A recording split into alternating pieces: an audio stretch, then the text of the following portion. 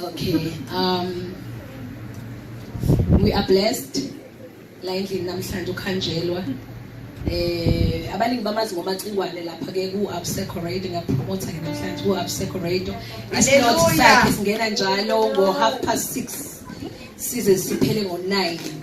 Yes, so you can tune in ku Abseko Ubunzima Christian Radio Station ku 100.3 FM, and please do comment, do send ama voice notes njalo makuhlelo lakhe nim WhatsApp nje nimtshela ukuthi nje Mfundisi Macingwane sihlele nawe, ungazisho ukuthi mina ngubani ngikhonza True Worship Fellowship Center, azoshesha ukuthi akukhumbule. Amen. So namhlanje uNkulunkulu usilethele le vessel, ungengasho ngathi makungekho mina nibokwazi ukuthi kuzobe kukhona yena. Is one of the people enzothi uNkulunkulu ba placeile in my journey. I can just say they are destiny connectors that God is using them mightily just on my personal life as well. There is a great deposit ayenzayo empilweni yami, so I really treasure, you know, he's one of those people that I know he's praying for this ministry, he's praying for me, and so nje ngibonga uNkulunkulu ngaye, angithathi lightly ukuba khona kwakhe namhlanje ezezosikhonza. So just open up inhliziyo zenu esezoza ngaphambili and just receive from kuyena. Kunomhlabelelo engicela ukumsukumisa ngawo uthi yenza intando yakho Nkosi, ngizinikela kuwe manje Nkosi yami, yenza intando yakho Nkosi, ngizinikela kuwe manje Nkosi yami. Bese lithi hlala kimi nami ngihlale kuwe, umthandazo wami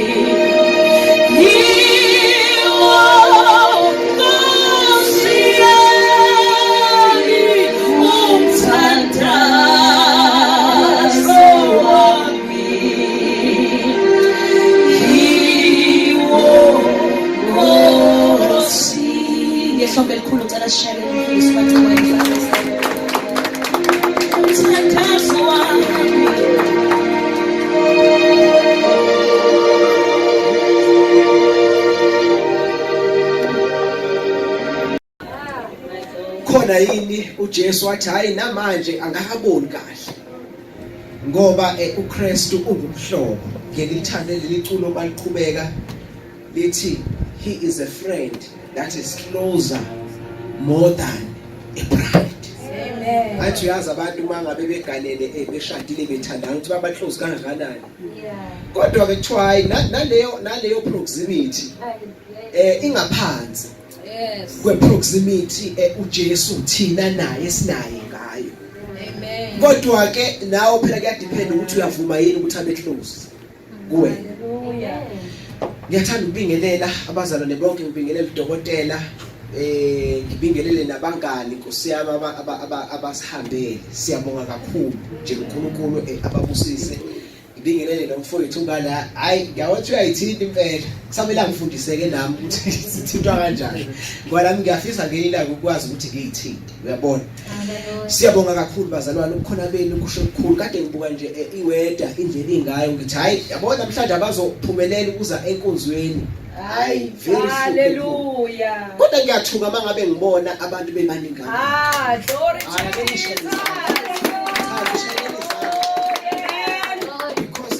We know ukuthi nje mangabe nje linje abantu nje bavele bayikhini bayivalele izindlini especially Christians ngoba bekho abantu abangayithathi into yabo serious njengamaKristu amaMuslim noma ngabe kuthiwa liyaduma kuma sinagoge bashona khona kodwa amaKristian uvele nje athi ngine washingeni ingabi la anyway so nje ngizobuye ngibone yayibona into enjalo so nje siyabonga kakhulu kuyakhombisa ukuthi ikhona isidi etshaliwe kunini ngoba yazi mangabe emphefumulweni womuntu kunesidi kukhona into ekhona etshaliwe noma ngabe kuthiwa uhlangabezana nani endleleni in fact uyazi ukuthi umuntu ozoba nohambo noNkulunkulu asiqala isibone ngezinto ezinkulu ukuthi lo muntu uzoba nohambo noNkulunkulu sibona ngazi izinto ezincane sikwazi ukubona statement lo muntu uzoba nohambo noNkulunkulu yabona umzalwane ovele njengaye enkonzweni just for silly reason ukuthi nje liyaduma liyana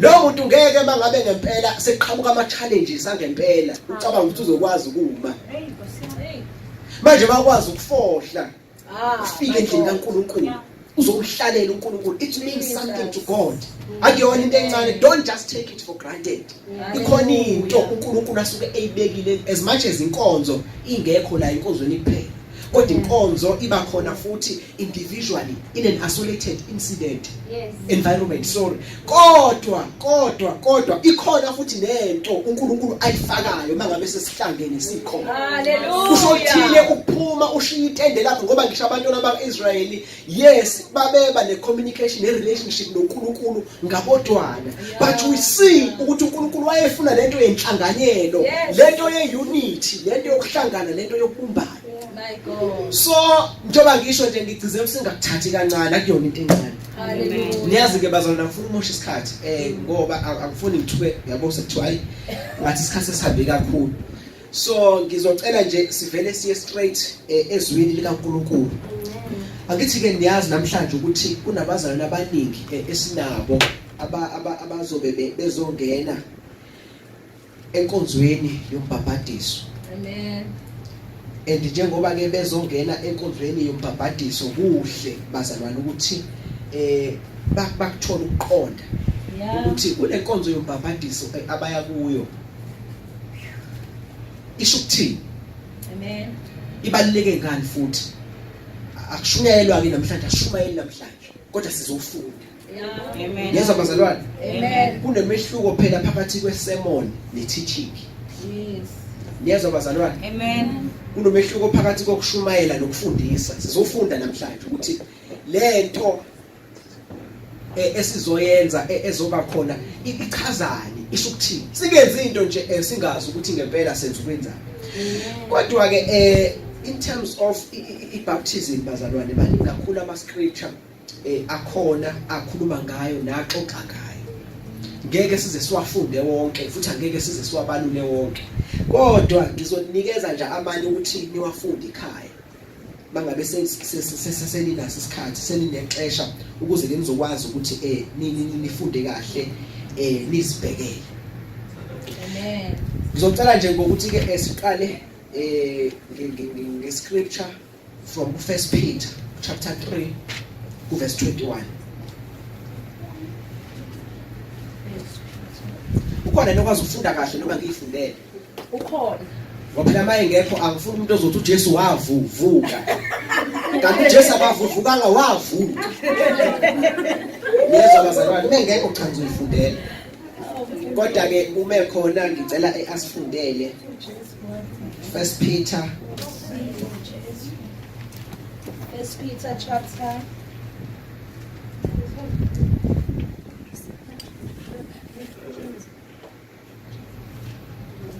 1 Peter chapter 3. Yes, chapter 3 from verse 21. 1 Peter chapter 3 Cela ke verse ukhona ngithi none lezulu funa yasifundele sifunde womabili asiqale ke ngale version kaDokotela.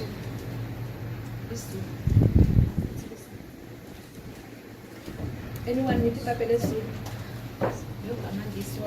Okay, it's fine. 1 Peter chapter 3 verse 21 ufundeka kanje. There is also an antitype which now saves us, baptism, not the removal of the filth of the flesh, but the answer of a good conscience towards God. Ngiyabonga kanjalo nje ngicela nje ibambe lapho. Kuyakubalula ke la ukuthi uma sixoxa ngombhabhadiso noma masikhuluma ngombhabhadiso lo esixoxa ngawo wamanzi, umbhabhadiso esikhuluma ngawo wamanzi kuba imbhabhadiso mbili, niyezwa bazalwane? Amen. Iwu2, ukhona umbhabhadiso kamoya oyingcwele. Amen. Bese kuba khona umbhabhadiso wamanzi.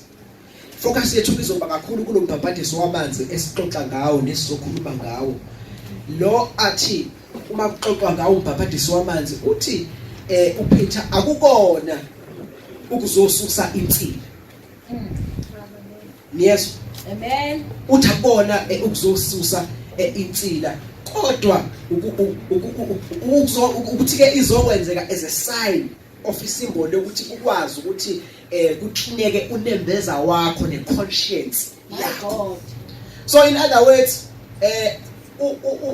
umbhabhadiso awuhlanganise lutho nokuhlanzwa noma ngokuthethelelwa kwezono. It has got nothing to do with ukuhlanzwa nokuthethelelwa kwezono, ngoba kuzoletha iconception yokuthi izono zithethelelwa zihlanzwa amanzi ngongena emanzini.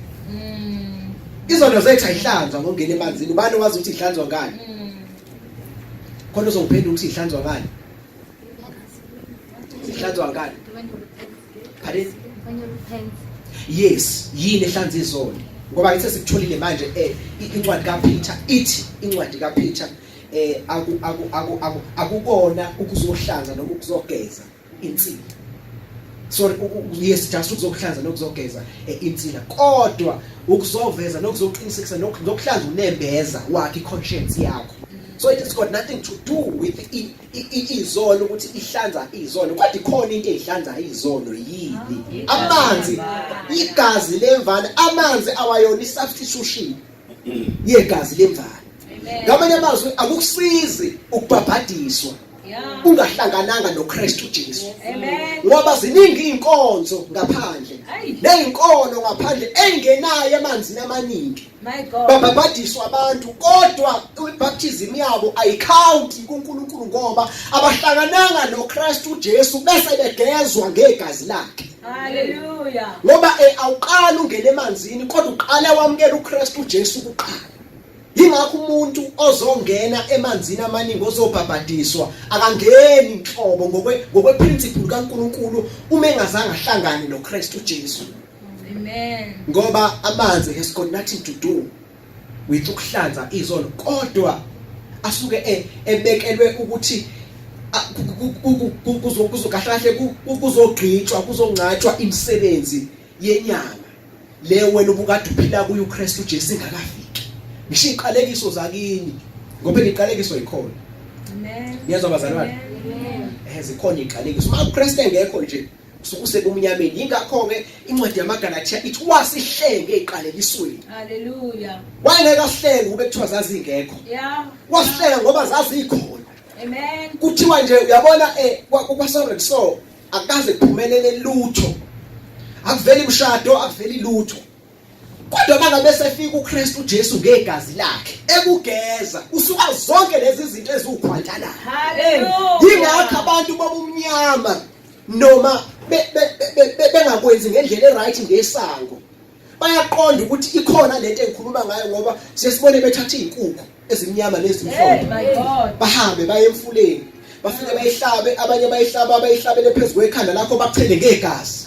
Yes, bakuthele ngegazi bethi basusa iqalekiso, bethi basusa ukhwantalala, bethi basusa ngoba vele lezi zinto zikhona. Hey, my Ngishizwe God. likaNkulunkulu alichithanga zikhona Yeah. iqalekiso. Yeah. Kodwa igazi likaJesu Hallelujah. mangabe ubambele nasikho isidingo sokubamba inkukhu emnyama. My God. Ngoba igazi likaJesu lilodwa liphelele. Jesus. Yingakho uma sixoxa sikhuluma ngendaba yombhabhadiso, it's very much imperative ukuthi ungajombi uyongena emanzini ungaqalanga kuye. Ngoba Hallelujah. kuzokusiza. My God. Uzofana nje nazi izangoma nabathandazi abacwile emanzini bethi bayolahla ibhadi. Abanye ke kuyenzeka lilahleke ngempela uthothi kade kumnyama kukhali kodwa kukhanya ngokwe-altar lokumnyama. Hey. Ngoba kwesisikhathi nabazona esiphinde abantu singabatshela iqiniso. Ngazi noma ke because of ungazi noma kusuke kunjani. Thina nje sike saphila kulelizwe siyazi ukuthi uma altar lokumnyama kuyenzeka nje izinto ezisebenza.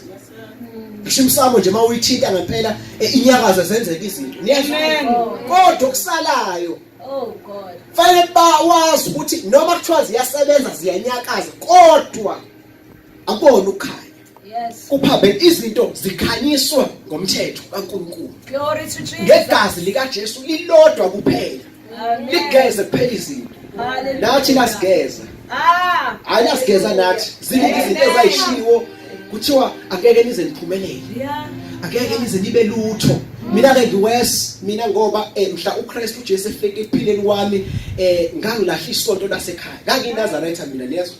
Naziri. Umnaziri omkhulu kahle. Uyangibona.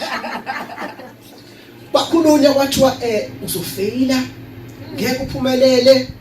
Yabo nje yonke into ebhedayo kwathiwa ayizokwenza. Kodwa ngisho ukuthi khona imbewu esikho. Alabakosha. Noma kukhona imbewu. Glory to Hayi Jesus. ayiguarantee mfowethu. Glory to Uhamba unyathele Jesus. ube nesibindi. My God. Yabona ubizo labantu abadala behlale nawe phansi. Mina kwangahlaliswa phansi.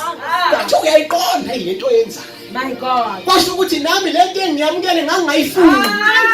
Ngangayifuni nami ngangikanye nayo. Kodwa ngasengithola umbane watholwa umpostoli Paul ebheke ngamasefu. Elithi lenkosi noma bonke bawubona umbani kodwa izwi elakhuluma naye alizwanga. Jesus. Kwasho ukuthi noma sisonke asisonke kodwa thina sonke sizwe iphimbo likaNkulunkulu. Bathi bangibambela umhlangano kwasho ukuthi iphimbo sengilizwile. Thank you, Jesus. Hayi ngizwile. My God. Awungalibamba namathela. Hallelujah. Yabo banganixoxela ubuhle bezwi. Jesus, my God. Ubuhle besiphambana izinto ezenziwe. Kade kuthiwa Hallelujah. ngizofeyila. Hayi yazi ngavele ngaphasa kakhulu kunakuqala. Glory to Jesus. Hayi ngiyakuxoxela. Yabo nje mina e-primary. Mina e-primary uKristu engekho. Ngangiyifayela nje nazo zonke ingane academically. Kodwa sebesho lezo zinto uNkulunkulu wavela wafuna ukuprove ukuthi hayi man. Ngavele ngaphasa kakhulu. Glory to Jesus. Ngaba ngithi nje grade 10, 11, 12 kunama subject engangaziyo ukuthi akekho nje nosondele eduze kwawo. Oh my Ngekho God. nje osondelayo. Ngenxa yokuthi uNkulunkulu wayefuna ukuprove ukuthi kuna lento yokusatshiswa. Angazi yini ngifike la. Take it. Yokusatshiswa abantu bathi abantu kuwe uma ngabe uthatha uKristu Jesu uzoqalekiseka uzoba neziqalekiso. Yebo leyo nto noma kwenzeka ukuthi uzoqalekiseka. Ngicela ukukutshela incwadi yezakha lithi ayisebenzi iqalekise engenasizathu. Yes. Noma ngabe kuthiwa isiqalekiso oqhamuka kumzali wakho okuzalile. Uma kuNkulunkulu leso siqalekiso kusengenaso isizathu asisebenzi. Hallelujah. Ngoba wahlenge esiqalekisweni. Yes. Ngoba kwathi uqalekisiwe lowo lingayo. Kodwa kubalekile ukubamba uKristu Jesu. Ziningi izinto ama-family members amanyathela izikhuluma. Abanye bethi ngeke usiqede ngisho isikole. Mina ngasiqeda isikole. Ngaqeda ne-degree. Ngaqeda nje nezinye izinto emva kwe-degree. Kodwa bangangiprofethiwe kwathiwa ngeke ngiqede isikole. Hayi uJesu bazalwane. uNkulunkulu wangibhansela ngokungaphezulu kwezinto engangiyilindele. Glory to Jesus. Ngoba mawubamba uKristu kunamathela kuye uKristu uyeka abantu wondle lembewu engene kuwe. Ngoba lembewu engene kuyadinga ukondliwa. Hallelujah. Singathi mangabe sixoxa nawe ngezinto zikaNkulunkulu wena uthi hayi ngeke mina ngisaye ebholeni ake ngimele kancane. uNkulunkulu awumprioritize. Yes. Kuba uyena ombeka phambili kukho konke. Thank you, Jesus. Leso bazalwane, it's because of the blood of Jesus. It's because of igazi lika Jesu. Siyabonga. Kukhona enye ivesi bazalwane engifisa ukuthi silibheke singene kulona okuyilona elizokwazi ukuthi lisicacisele kahle elikhuluma ngama witnesses awu 3. Amen. 1 John chapter 5 from verse 7. For there are 3 witnesses that testify. John 5, 1 John chapter 5, verse 7. For there are 3 witnesses that testify. The Spirit, water, and the blood. Amen. Zintathu izinto and lezi izinto zontathu ziyahambisana ishiyana. Ngithe kuwena ungangena emanzini. Awungene emanzini ungakahlangani negazi lika Jesu Kristu. Ungakahlangani noKristu Jesu ngoba uyena ongena ngaphakathi kwenu atshala imbewu yokuhamba. Imbewu yokuqhubeka bese kuyongena emanzini as a sign, as a symbol yokuthi manje wena you are converted to Christ. You are converted. Usungokwa Kristu manje uJesu ngisho usathane abuke ngoba naye usathane uyabuka. Akubuke ukuthi impela ubani useyithathile idecision, usithathile isinqumo sokuthi imisebenzi yobumnyama useyayishiya ngoba useyithatha isinqumo sokuhamba noKristu, sokulandela uKristu. Amen. Bese wena udla ithelo sikaNkulunkulu ngoba bathatha ofakazi. Yes, Lord. Ekhulunywa ngabo amanzi nawe songena kuwo. Engishilo ukuthi asymbolize ukulahlwa kwemisebenzi emidala, aphinde futhi asymbolize ukuhlanza nokuklineka konembeza. Noma ngabe kuthiwa unaziphi izono nabantu abasakubalela manje, abasakubalela, kodwa emva kokungena emanzini usunesiqiniseko, usunegaranti yokuthi wena ungokaKristu manje ngokuphelele unembeza wakho usuhlanzekile. That is the purpose. Thank of you, baptism. Jesus. Thank you, Lord. Isayini yokukhombisa abantu. Noma ngabe kuthiwa kade utshontsha, ugeleza imoto zabantu. Noma ngabe kuthiwa ubukade wenzani. It is a sign. My God. Yokukhombisa ukuthi impilo endala ususushuliwe manje kuyona. You are converted to Christ. You are not just an ordinary member, church goer. Ngoba kuhlukane phakathi komuntu olandelayo nomuntu ose-converted. Nomuntu osesethe apart for Christ. Umuntu osesethe apart for Christ usuka esehamba njengokusho kukaKristu Jesu. Lithi lini izulu ithi into engaphakathi akwazi ukuhlala. Athi akwazi ukuhlala athi ngiyalandela because kukhona into ekhona engenile ngaphakathi. Kulama witnesses awu3 negazi liyavela. Lele ngishilo ukuthi ke ilona ke ehlanza izono. Bese ke kuba nomoya okumoya engcwele. My God, this time was Umoya engcwele zintathu izinto ezifunakalayo. 3. Ibaptism ayisebenzi yodwa. Zintathu izinto ezifunakalayo. Baptism of the Holy Spirit and also baptism yamanzi amaningi. Hallelujah. Negazi lika Jesu and the blood. Oh my God. Zintathu ziyacorrespond zime kanje. Jesus. Izona ezikhombisa ukuphelela kumuntu. Amen. Niyazwa bazalwane? Amen. Ikwazi indlela yakho ukuthi ikhanye, ikwazi indlela yakho ukuthi ibonakale. Ngombhabhadiso ke kamoya engcwele kakhulukazi masifunde ezweni sisazokuthola kodwa mangabe esiqhubeka sifunda kodwa ke ngeke sisafunda kakhulu. Ukuthi abanye siyesibone banele bangangena nje emanzini uma bephuma emanzini emva kwalokho omunye kuyenzeka mhlambe ngaso leso sikhathi omunye agcwaliswe ngomoya engcwele omunye mhlambe the follow mina nje the first Sunday ngibuye emanzini ngagcwalisa ngomoya engcwele Yesu into engakaze ngiyisho Yesu into ngeke Glory to Jesus. Lalela bathi nizosengina amanye amandla My God. labantu uPetru abanawo niyakhumbula ukuthi uPetru basalana uPetru ngawaphi uJesu kathatha Yes. emtshenile uJesu ukuthi we Petru uzomphika wena That's right. but uPetru never Again. mina lutho uyazi ukuthi wayesenziswa yini wayesenziwa ipresence necomfort kaJesu ngoba mangabe ukuKristu uJesu uyayizwa le presence necomfort ngoba uJesu wayekhona ngokwesidumbu manje nje athi hayi angeke Jesu kanti usazosuka Jesus. Athi mangabe sesuku uKristu Jesu ubona uKristu Jesu usebanjiwe usethathiwe naye wamphika. Ay. Manje ngoba izulu ke lalazi My God. ukuthi le ndlela ngeke uyihambe uwedwa. Yes. Ngoba uKristu ngokwesidumbu wayengeke vela kwazi ukuthi afike abe nabo bonke abantu ngoba ngithi ngalesikhathi uKristu ekhona uPetru wayenesibindi. Kodwa ngalesikhathi sesusa uKristu eduze kukaPetru uPetru wayeseqala manje sekaMnomgabazi. Yingakho ke manje uJesu uma ngabe ezonyukela ezulwini wayazi ukuthi umeke wanyuka nje ezulwini vele ibandla lizoba buthakathaka. Ngoba ipresence kaJesu bazalwane wake wayibona ingane mangabe inomzalo ukuthi idelela kanjani kunomzalo eduze. Okwethu uvakashela ecrash yengane yakho ngisho ukuthi ibixhashazwa ishaywa mabe ngongena wena nje. Yes. Uzoyibona isithi nami sangayenza leyo nto. Sekufika umzali wami ecrash. Ngakibhoza ngingadeleli kanje. Yini ngidelela ngibona umzali wami nje. Ngazi ukuthi ozokangithinte nje. Ngidela ngisho nalesinkundla ezindala ezaziwayo ngoba thina sahlukene ngama group. Kukhona ugroup A no group B. Manje ugroup B uthanda ukuhlupha ngoba thina sasizingane. Ngifela ngiye ku group B. Ngifika ngidelele mangena nje la badlala khona ama toys ngwadla thuze ngwakhahlela. Ngoba ngicuphe nje ozomnyakazisa.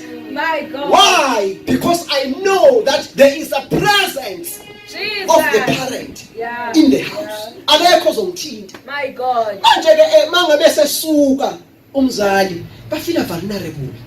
Ngoba akasekho lo muntu okhona. Ngifuna ukuyichaza le baptism yeHoly Spirit isignificant ngayo. Kwasho ukuthi izulu ke lihlelile ngoba liyazi enganjalo ukuthi mangabe uKristu engekho abantu bengasamboni noma ngabe kuthi uJesu besebafundise kangakanani umoya engcwele engekho bazohluleka ukuma. Ngoba bahluleke nje ukuma esasusiwe nje wathiwa nje sithi kangakanani esesezulwini. Wayesethi ke manje uKristu ngoba kwakusempeleni kwakusenhlizweni nasecebeni likaNkulunkulu wathi ke uma ngihamba mina ngizonithumela umduduzi. My God. Ongumoya oyingcwele. Wathi uzonifundisa nalokho engakufundisanga khona. Thank you, Jesus. Yingakho wayesebatshela ukuthi abolinda Yeah. ngosuku lwePentecoste bezogcwaliswa ngamandla kamoya oyingcwele ngoba akekho umzalwane ophelele ongagcwaliswanga ngamandla kamoya oyingcwele. Thank you, Jesus. Lithi izwi lenkosi bahlala balinda Yes. baseqhamuka bazalwane amandla kamoya oyingcwele. Lithi lamandla kamoya oyingcwele abonakala ngazathi ihloti zomlilo ibanika phakathi kwabo. Yabona mangabe ehla leyo nto akwazi ukuyichaza. Ngisho umuntu wenyama ngeke ayiqonde ngoba into kamoya inwele ungathi zishintsha shape. Ama senses omzimba yashintsha ngoba kukwehlinto edivine iqhamuke ezulwini okuyiyona yakha uMkristu okuyiyona yakha icharacter kaNkulunkulu. Othi ke enze isiqiniseko ukuthi mawungena emanzini alingenzeki iphutha ukuthi ungagcwaliswa ngaye noma ngabe ngasiphi isikhathi ngoba iyona nto essential enza umzalwane akwazi ukuma. My God. My God. Siyambona uPetru esenesibindi esekwazi ukubhekana namaRoma face to face ngoba manje ugunyinto eqhamuka uNkulunkulu utshela amaRoma ukuthi ushumela noKristu nimbethele. Ubatshela face to face manje akasesabi. Jesus. Siyababona noSila noPaul abazalwane. Akasekho uKristu uhambile. Kodwa noma engekho ngokwesidumbu ngenxa kamoya oyingcwele ogubhuza ngaphakathi sibabona bebold bekwasukuma beba namandla.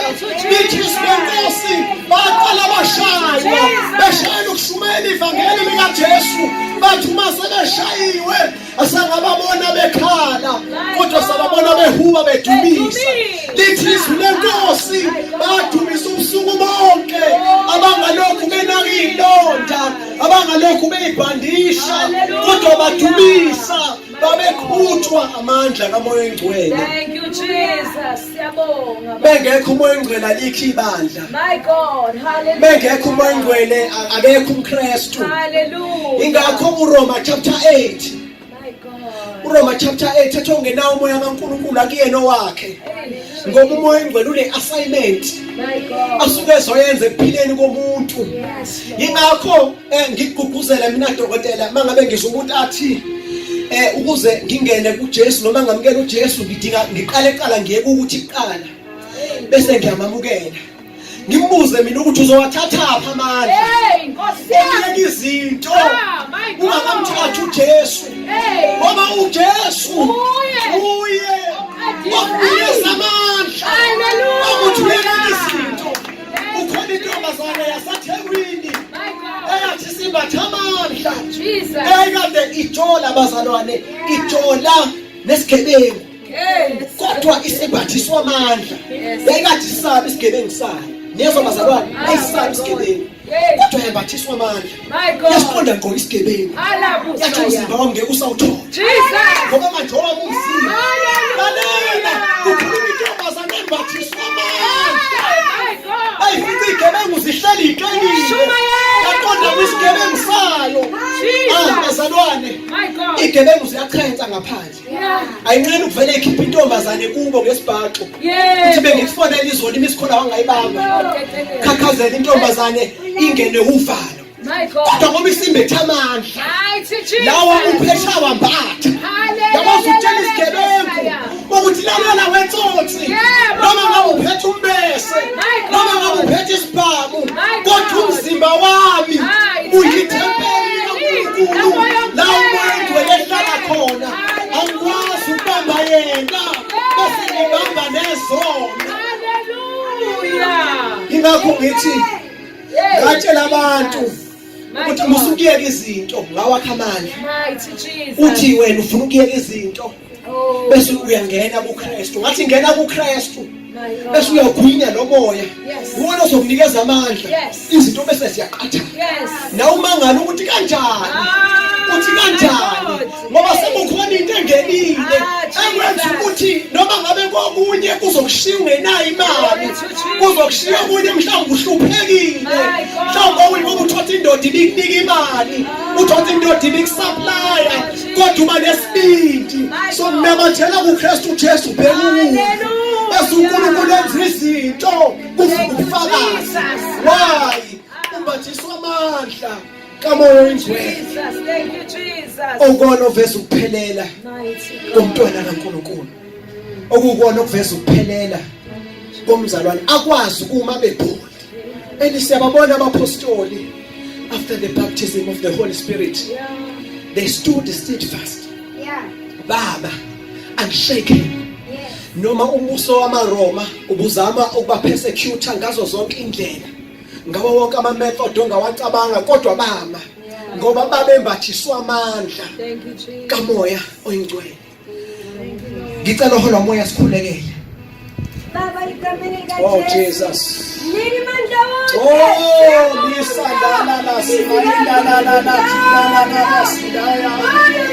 Oh Jesus. Ilayla la sidaya.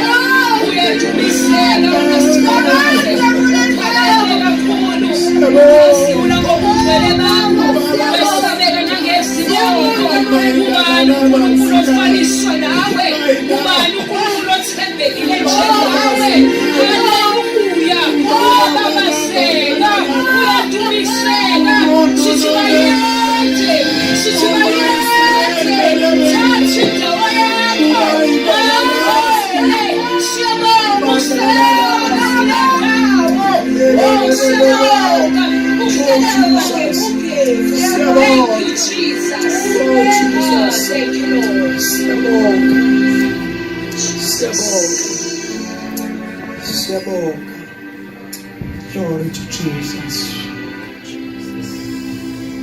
Glory to Jesus. We thank you, Heavenly Father. We thank you, mighty Lord. You are more great. Hallelujah. You are wonderful. You are precious. Hey, Jesus. You are marvelous, Lord. Well, you Oh, are your word is me. somehow.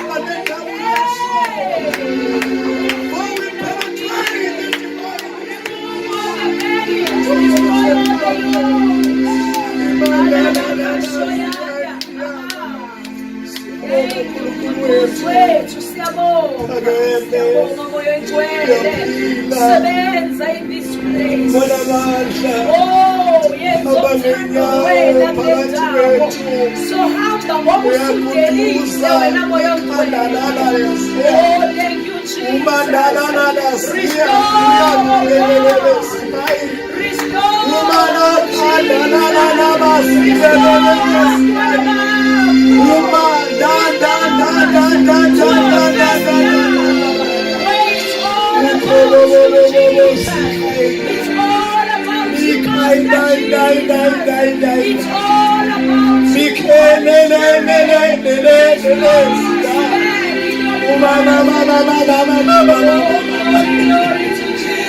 Hallelujah. Thank you, Jesus. Thank you, Master. We thank you, Lord. Glory to Jesus. Oh, Jesus. Glory to Jesus. Jesus. Siyabonga Nkosi. Siyabonga. The last scripture, bazalwane. The last scripture is in Shalapanzi. Bazalwane, whenever God is filling up the house, open up your heart. Yes, yes. Open up your heart. Even after baptism, whenever God is filling up the house, open your heart. Yes, Lord. Because akakwazi ukugcwalisa inhliziyo ungayivulanga. Uyivule inhliziyo yakho, uyivule uNkulunkulu. Akwazi ukusebenza ngendlela efanele. Yes, Lord. Nathi sayivula inhliziyo. Mina I used to be worried uma ngibona abantu begcwaliswa ngamandla kaMoya Ngcwele. Oh, Jesus. Ngithi uNkulunkulu, God, kusuke kwenze njani? Kumele ntathi ivule inhliziyo yakho, ivulele uNkulunkulu. Kanti one day isandla sikaNkulunkulu sizomthinta. Ngoba it's very important to open up your heart. Yes, Lord. Uthi uJesu ngiyangqongoza. Mighty. Ube khona ovulayo. Ngiyakwazi ukungena. Ungaluzwa izinto zikaNkulunkulu ngenxa yokungafuni. It's very important to open the door. Yes, Lord. To open the door for Christ. To also open the door for the Holy Spirit. Thank you. Because all those people, they knock. Thank you, Jesus. And they need one to open. Thank you, Jesus. Izenzo, incwadi yezenzo chapter 8 ngihlale phansi. Sesiya conclude manje.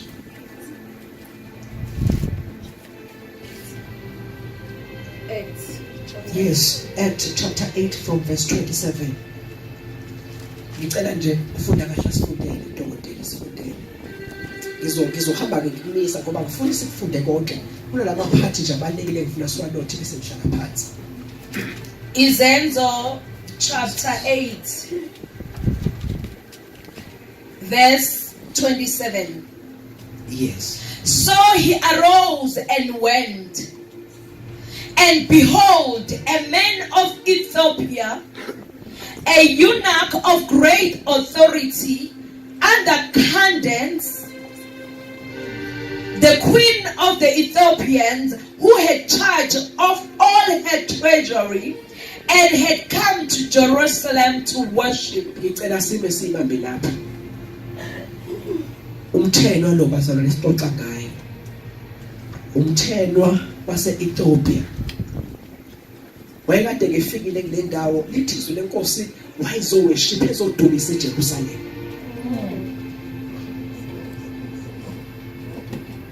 Uyasuka uzodumisa eJerusalem uma ngabe esifunda sizothola ukuthi njoba ayikade ezodumisa eJerusalem uFilipi ubona uFilipi uyadlula uFilipi uyashumayela indaba zombuso kaNkulunkulu. Lokho soweshipha eJerusalem uyafunda kunembhala ayifunda kaIsaya. Mangabe ufunda uqhubeka uzothola lembhalo kaIsaya. Lembhalo kaIsaya ikhuluma ngoJesu, iprofetha ngoJesu Kristu. Niyezwa bazalwane? Ikhuluma ngoJesu Kristu elithi he was led like a sheep to the slaughter, and the lamb is silent before its shearer, and he does not open his mouth. Kubuya ngoKristu Jesu kuthiwa njengemvu yokuhlatshela.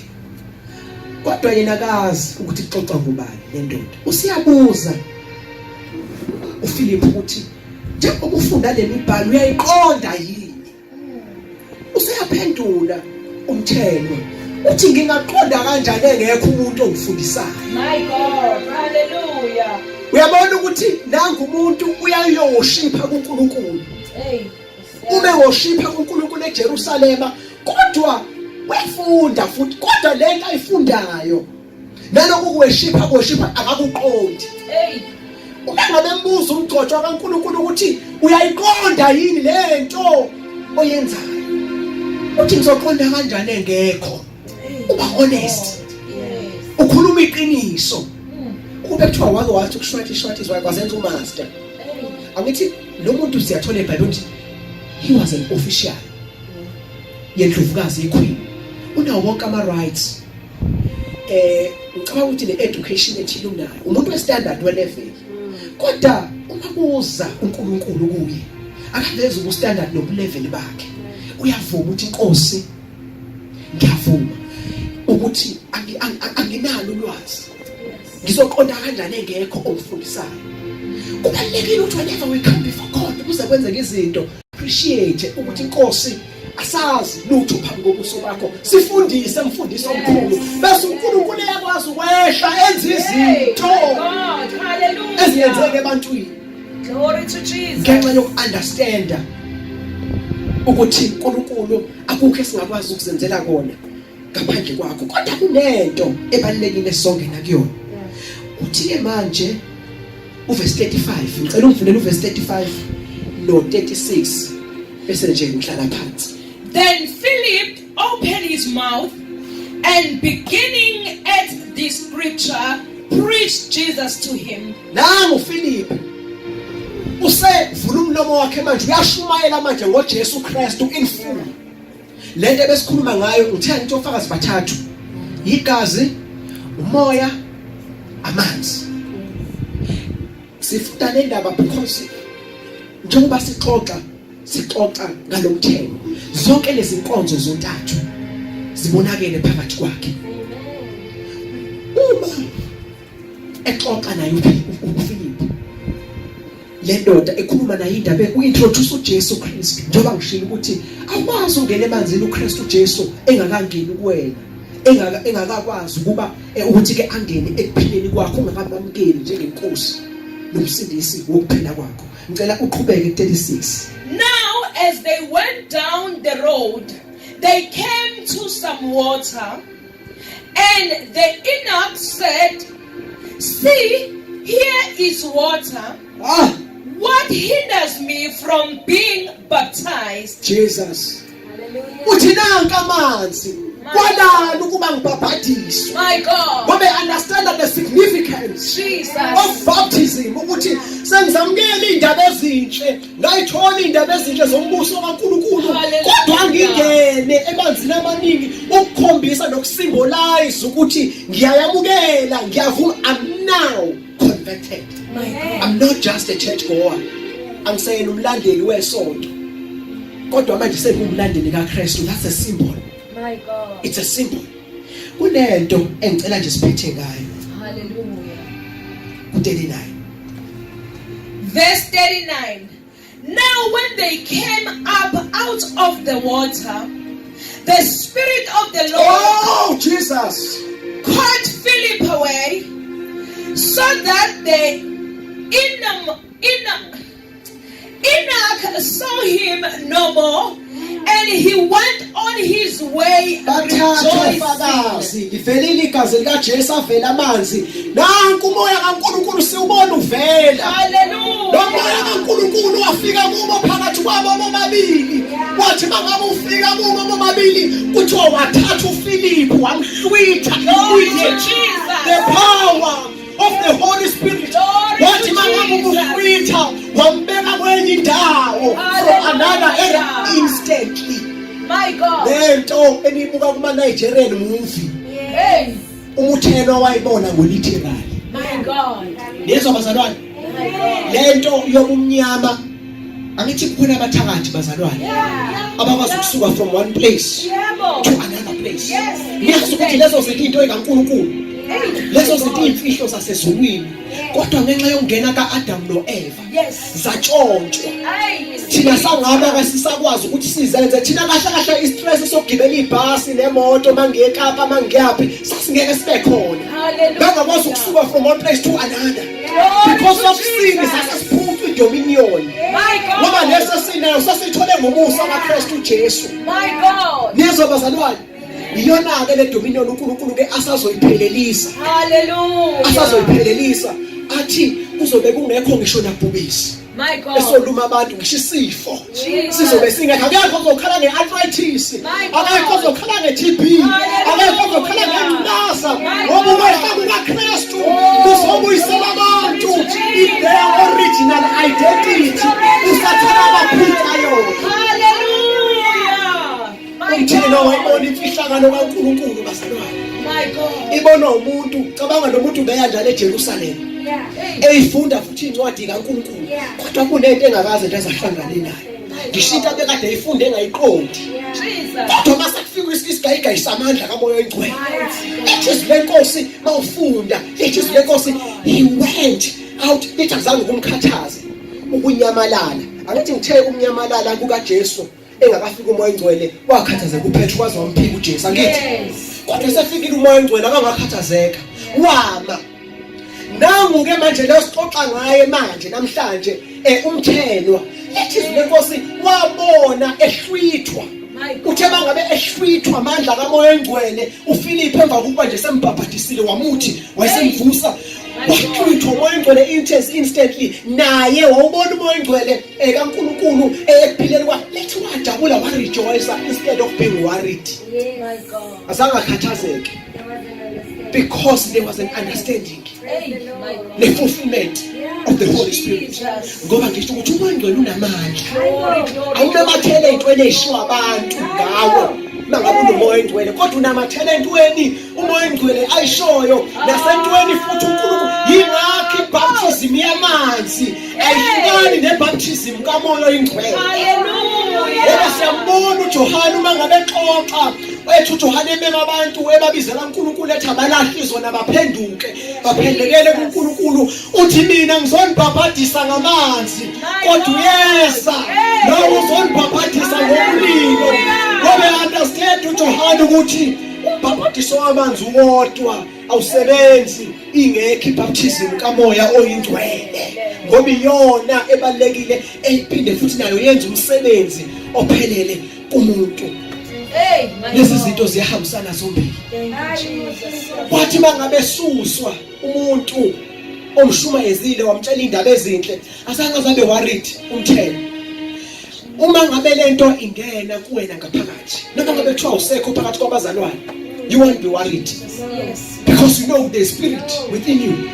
Noma ngabe kuthiwa udokotela uyena uNkulunkulu ambekile phambi kwakho ususiwe awangababikho eduze kwakhe, you are in Joburg, you are in Cape Town, you are overseas, you won't be worried njengomthenwa ngoba kukhona into akushiye nayo, kukhona into ekuwe oyamngenisiwe engamandla kaNkulunkulu. Thank you, Jesus.